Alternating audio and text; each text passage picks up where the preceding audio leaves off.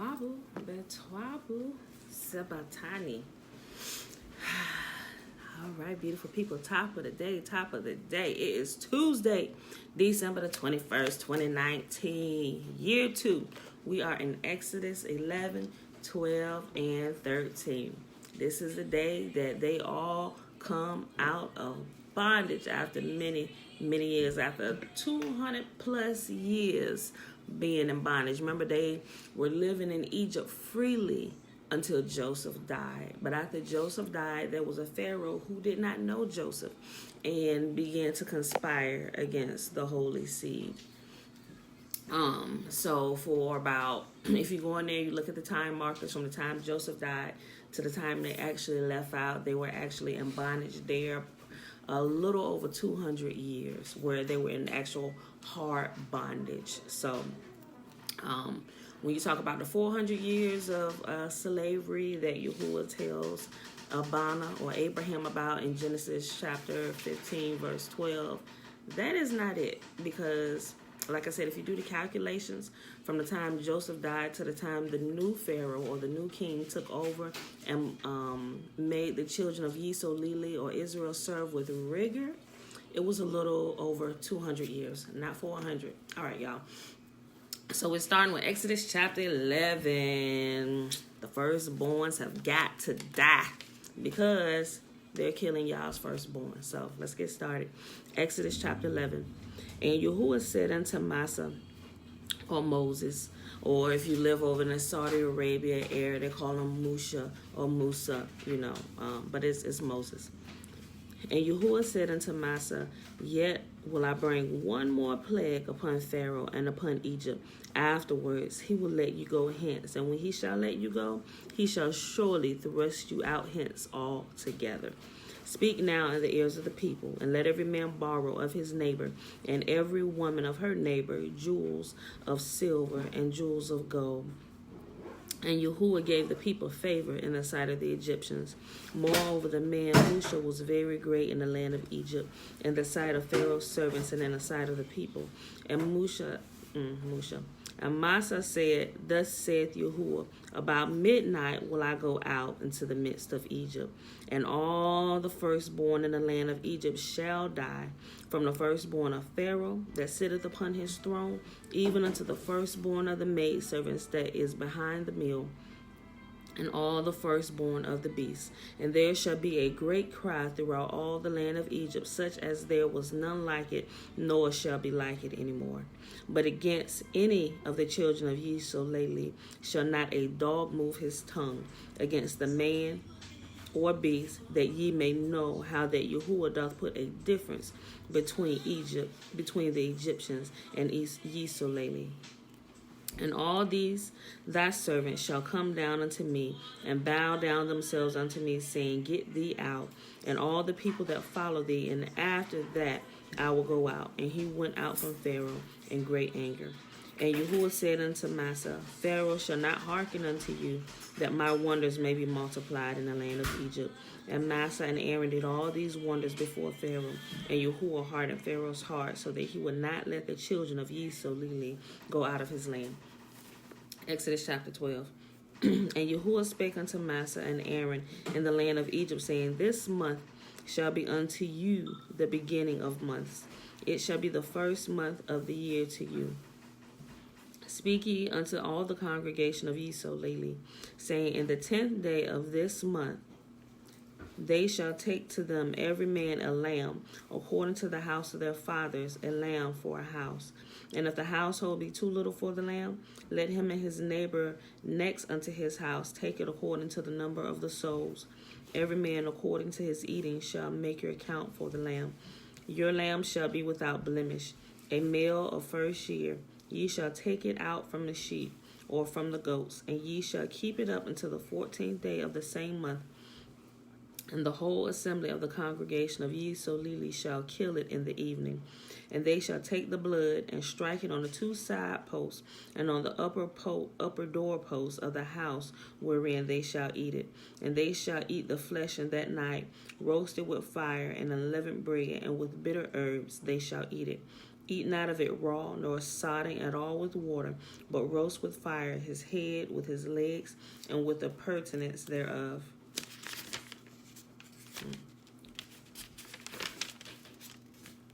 And ye shall let nothing of it remain until the morning, and that which remaineth of it until the morning ye shall burn with fire. And thus shall ye eat it with your loins girded, your shoes on your feet, and your staff in your hand, and ye shall eat it in haste. It is Yahuwah's Passover. Remember that. Not a Jewish feast. None of these feasts that we read about in these scriptures are Jewish. They are not. Although they are named, but Yahuwah said, these are my feasts. For I will pass through the land of Egypt this night, and I will smite all the firstborn in the land of Egypt, both man and beast, and against all the gods of Egypt I will execute judgment. I am Yahuwah. And the blood shall be to you for a token upon the houses where ye are. And when I see the blood, I will pass over you, and the plague shall not be upon you to destroy you when I smite the land of Egypt.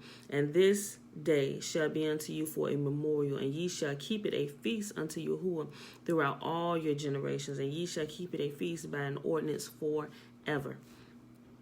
7 days shall ye eat unleavened bread. Even the first day ye shall put away leaven out of your houses. For whosoever eateth leavened bread from the first day until the seventh, that soul shall be cut off from ye solely. And in the first day there shall be a holy convocation, and in the seventh day there shall be a holy convocation to you. No manner of work shall be done in them, save that which every man must eat, that only may be done for you. They weren't to do anything except to prepare their food, which every man would eat. So every feast day is also a Sabbath. And the 7-day feast day, he said the first day is a Sabbath and the last day is a Sabbath. You are to do no work. Any feast day where there is no work to be done, it is considered a Sabbath. Just like our weekly reoccurring Sabbath, there is no work to be done on those days. We are to rest. And then the first day, I read it again. And in the first day there shall be a holy convocation, and in the seventh day there shall be a holy convocation to you. No manner of work shall be done in them, save that which every man must eat, that only may be done for you. And ye shall observe the feast of unleavened bread, for in this selfsame day have I brought your armies out of the land of Egypt. Therefore shall ye observe this day in your generations by an ordinance forever. In the first month, on the 14th day of the month, at evening, ye shall eat unleavened bread until the 21st day of the month at evening. 7 days shall there be no leaven found in your houses. For whosoever eateth that which is leavened, even that soul shall be cut off from the congregation of ye solely, whether he be a stranger or born in the land. Ye shall eat nothing leavened. In all your habitations shall ye eat unleavened bread. The master called out for the elders of ye solely, and said unto them, Draw out and take you a lamb according to your families, and kill the Passover. And ye shall take a bunch of hyssop, and dip it in the blood that is in the basin, and strike the lintel and the 2 side posts with the blood that is in the basin. And none of you shall go out of that door of his house until the morning. And Yahuwah will pass through to smite the Egyptians.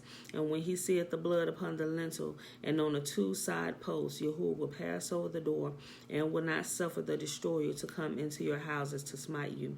And ye shall observe this thing for an ordinance to thee and to thy sons forever. And it shall come to pass, when ye come to the land which Yahuwah will give you, according as he hath promised, that ye shall keep this service. And it shall come to pass when your children shall say unto you, What mean ye by this service? Or what does this mean? That ye shall say, It is the sacrifice of Yahuwah's Passover, who passed over the houses of the children of ye solely in Egypt, when he smote the Egyptians and delivered our houses. And the people bowed the head and worshipped. And the children of ye solely went away and did as Yahuwah had commanded Massa and Aaron. So they did. And it came to pass that at midnight Yahuwah smote all the firstborn in the land of Egypt, from the firstborn of Pharaoh that sat on his throne unto the firstborn of the captive that was in the dungeon, and all the firstborn of cattle. And Pharaoh rose up in the night, he and all his servants, and all the Egyptians. Are they upstairs? And check your jacket. And Pharaoh rose up in the night, he and all his servants and all the Egyptians, and there was a great cry in Egypt, for there was not a house where there was not one dead. And he called for Massa and Aaron by night and said, Rise up and get you forth from among my people, and ye and the children of Yisrael, and go serve Yahuwah as ye have said. Also take your flocks and your herds as ye have said, and be gone, and bless me also. And the Egyptians were urgent upon the people that they might send them out of the land in haste, for they said, We will all be dead men. And the people took their dough before it was leavened, and their kneading troughs being bound up in their clothes upon their shoulders. And the children of Yisrael did according to the word of Massa, and they borrowed of the Egyptians jewels of silver and jewels of gold and raiment. And Yahuwah gave the people favor in the sight of the Egyptians, so that they lent unto them such things as they required, and they spoiled the Egyptians. And the children of Yisrael journeyed from Ramses to Sukkah, about 600,000 on foot that were men, besides children.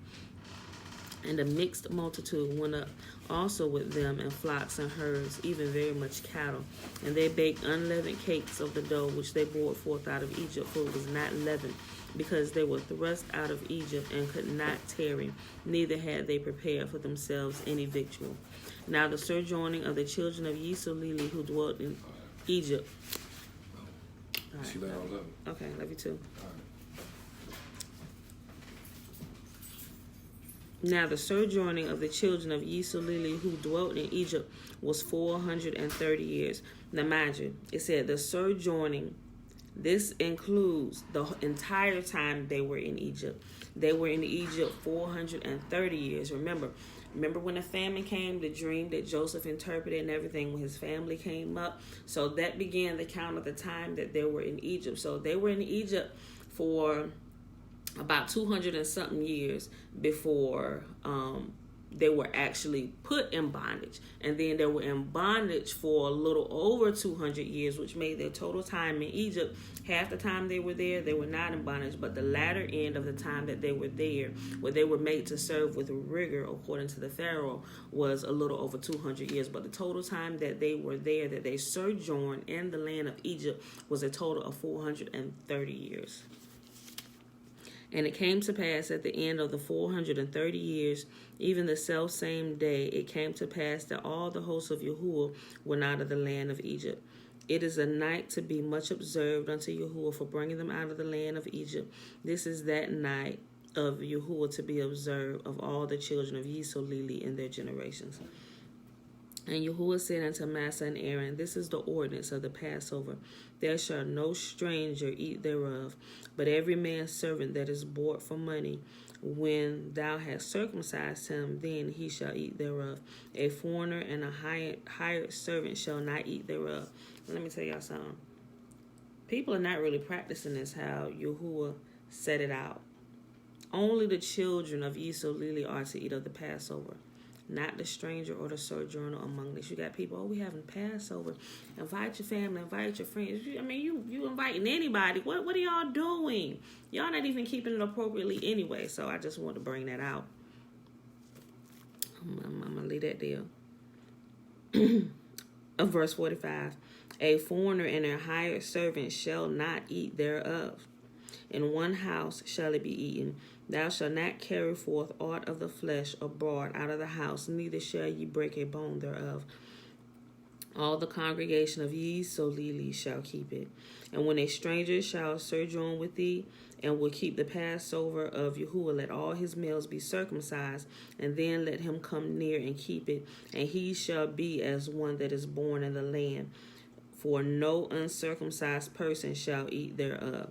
So, remember, when you come out of the other nations and you begin to serve Yahuwah, you begin to keep the laws and the statutes and commands. And when you do that, you become a part of Yisrael. So now you are Israel and you get to keep it. But the stranger and sojourner among you who is not keeping the law, statutes, and commands, I should have made that part clear when I first said it. They're the ones that aren't keeping it. Said those who are uncircumcised cannot keep it, right? So, which still, my example still stands. So if you're just inviting family and friends, oh, we're doing the Passover here, you know that they aren't, keeping Yahuwah's law, statutes, and commands, you might end up getting them into some trouble. Things begin to happen to people and they can't understand why.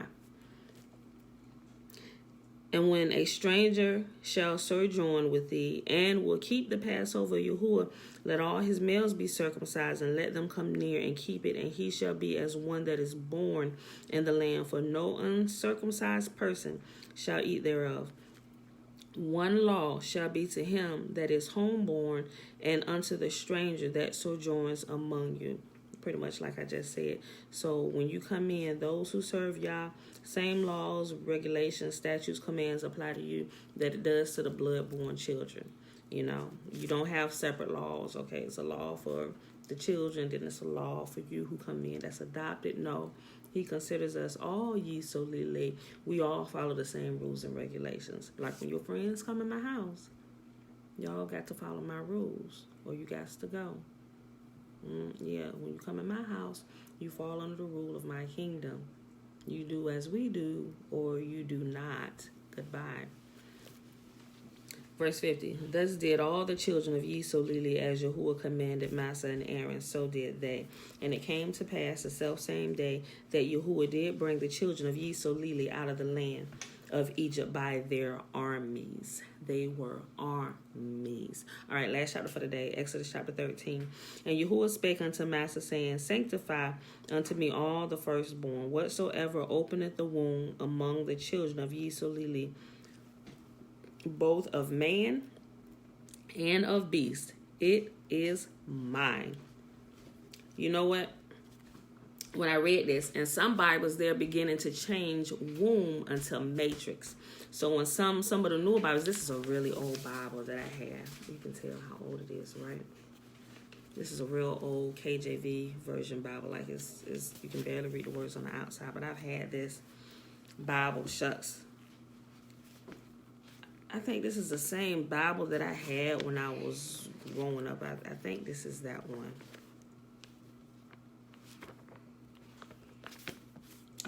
But anyway, I realized in some of the newer versions that it's changing it to, they're changing different words inside of here. So the older version you can get, the better. But you got to be careful too. Some of the reprints of the older versions, you'll notice some updates if you're paying any kind of attention to the older ones. And most people don't, because they don't read it. So they will never catch it. Yeah. But anyway, some of the newer versions right here, it says, sanctify unto me all the firstborn whatsoever. The original says opens the womb, but the newer version says openeth the matrix. It's not matrix, it's the womb. It's always been womb. Okay. Sanctify unto me all the firstborn whatsoever openeth the womb among the children of Yisrael, both of man and of beast. It is mine. And Massa said unto the people, remember this day in which ye came out from Egypt, out of the house of bondage, for by strength of hand Yahuwah brought you out from this place. There shall be no leavened bread be eaten. And this day ye came out in the month Abib. And it shall be, when Yahuwah shall bring thee into the land of the Canaanites, and the Hittites, and the Amorites, and the Hivites, and the Jebusites, which he swore unto thy fathers to give thee, a land flowing with milk and honey, that thou shalt keep this service in this month. 7 days thou shalt eat unleavened bread, and in the 7th day there shall be a feast unto Yahuwah. Unleavened bread shall be eaten 7 days, and there shall no leavened bread be seen with thee, neither shall there be any leaven seen with thee in all thy quarters.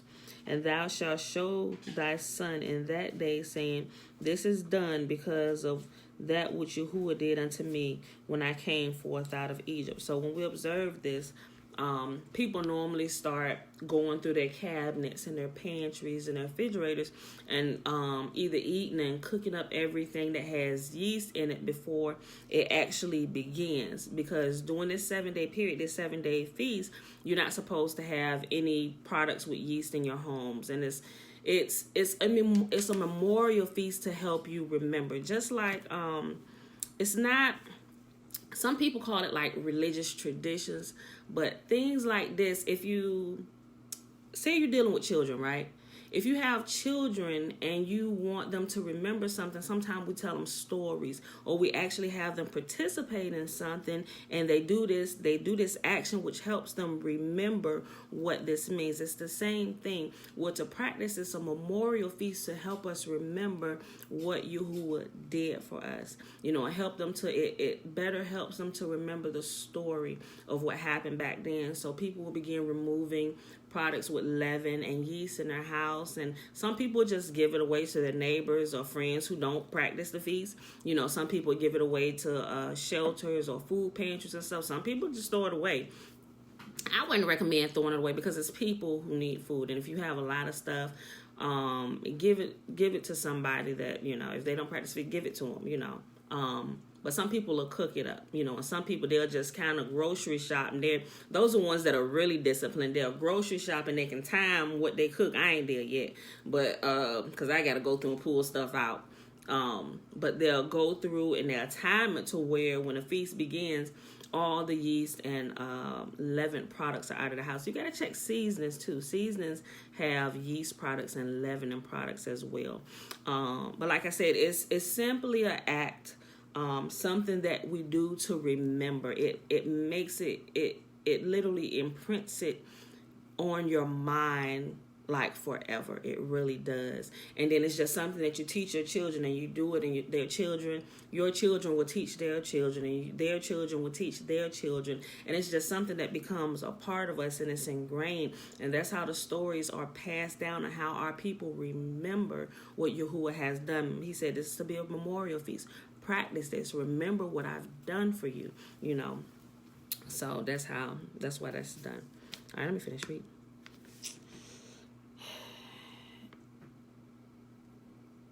Verse 10, chapter 13 of Exodus. Thou shalt therefore keep this ordinance in his season from year to year. And it shall be, when Yahuwah shall bring thee into the land of the Canaanites, as he sware unto thee and thy fathers, and shall give it to thee, that thou shalt set apart unto Yahuwah all that openeth, here it is down here, they put it down here, openeth the matrix, or openeth the womb, and every firstling that cometh of a beast which thou hast, the males shall be Yahuwah's. And every firstling of an ass thou shalt redeem it with a lamb. And if thou not redeem it, then thou shalt break his neck. And all the firstborn of men of thy children shalt thou redeem. Here is something that people should remember. I'm not sure if you're familiar. Like, there was a conversation, like, people go in on this stuff. No, he killed this. So I'm like, you have no understanding of the scriptures whatsoever. There's a story, where is it at? I think it's in Kings, where when there was a Japheth, no, it's the guy name, it starts with a J. But anyway, he came out. He was one of the sons of Israel. But anyway, his brothers pretty much banished him from the land and stuff. When they got in trouble, they went back to him and it's like, look, we need your help. He said, oh, now you need my help. Now y'all come looking for me after y'all to kick me out of the kingdom. So he came to help him. But what happened was he prayed to Yah, and he said, if you would be with us, he said, I will offer you the very first thing that comes through my doors, you know, when we win against this king. You know, so he made that vow to Yah, and it's taught wrong. Some people teach it right, and the ones that teach it right understand what we just read here when Yahuwah says, what is offered to him. He said, if you offer, when the firstborn, the sons are offered, when the humans who are offered to me, they are to be redeemed. The animals are to be, what does it say? The firstling of an ass shalt thou redeem with a lamb, and if thou wilt not redeem it, then thou shalt break his neck, and all the firstborn of man among thy children shall be redeemed. Right? So if it's a animal, you sacrifice it, you redeem it with lamb and all that good stuff. But if it's a human being, a child, a firstborn, He is to be set apart. He's set apart unto Yah, just like Samuel was set apart. And his mother prayed for him, I'll give him right back to you. So when he was weaned, he was set apart, and he served in Yahuwah's temple all the days of his life. We know Samuel was a great prophet. So those who are redeemed are dedicated to him. And also, if you read that, people tend to skip over that when you read it. So when he came back, and the first thing after they won the war back here in Kings, when he came home, the first thing that came through his doors was his only child, his daughter. And he literally broke down. He said, "Oh, my daughter, you have brought," he pretty much said, "You have pretty much brought total devastation to me," because imagine his daughter was a virgin. So if you listen to the conversation that they had, she said, "Father, whatever vow you've made unto Yah, then carry out that vow, but give me 2 months so I can go and bewail my virginity." Now, why would it say that? Because a lot of people say, no, he sacrificed his daughter because he told Yah the first thing to come through that he would sacrifice unto him. But you have to understand the rules of sacrifice. Human sacrifice is not allowed ever. And if we understand that, if we go back, some people call it the principle of first mention or whatever. But anyway, he was laying out lines. He was reminding them what he accepted and what he didn't accept, and he never accepts human sacrifice. So his daughter, and that gives us a further key, let me go 2 months and bewail my virginity. Why did she go bewail her virginity? Because she was about to be dedicated to the service of Yahuwah for the rest of her life, meaning she would not get married. Matter of fact, she said that, seeing that I may not know a man, and it tells you she died a virgin. Some people say, see, it says she died. She died. Yes, she was a virgin, but she died. But her father didn't sacrifice her. She was dedicated to the service of Yah. If you understand what this means, she was dedicated.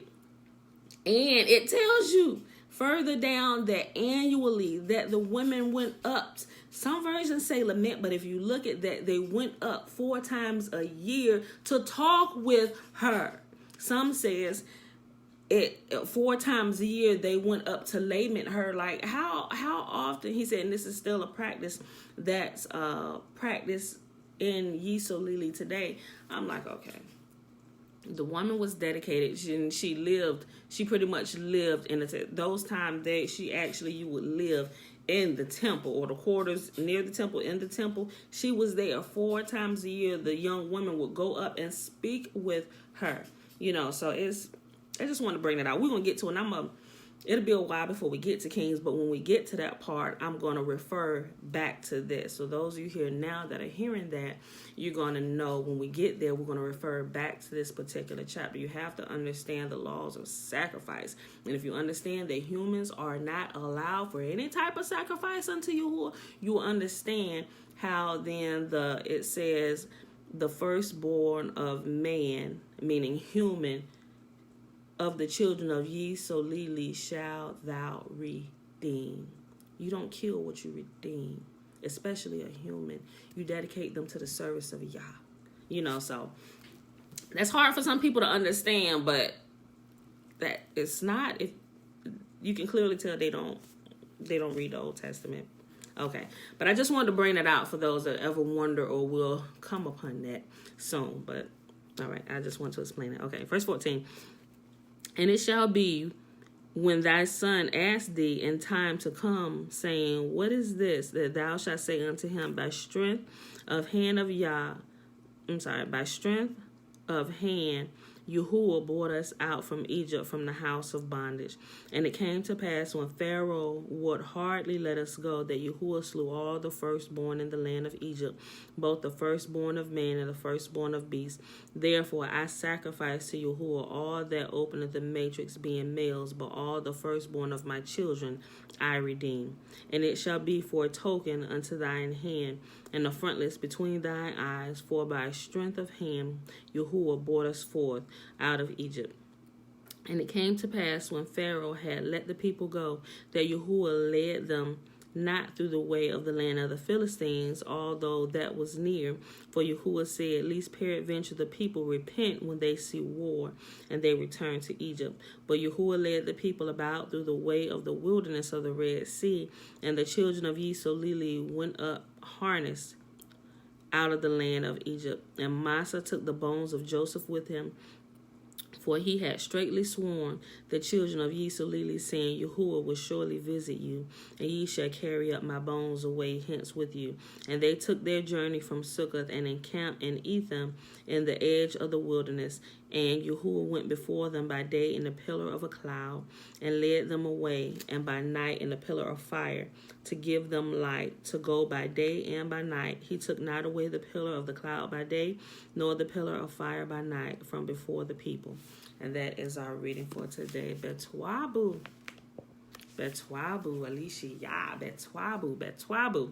All right, y'all. So it is Tuesday, December the 17th, 2019, day 21, year 2, and we just finished reading Exodus 11, 12, and 13. So with that being said, let's go ahead and bless your beautiful people. We are going to go ahead and get out of here. So may Yahuwah bless us and keep us. May Yahuwah make his face to shine upon us and lift his countenance upon us and be gracious unto us. And may he give us his peace, his salama, or his shalom, meaning his wholeness in every area of our life and all that concerns us. He is concerned about, and he cares for us. All right, y'all. So I love y'all, and I'll see you in the morning. Peace.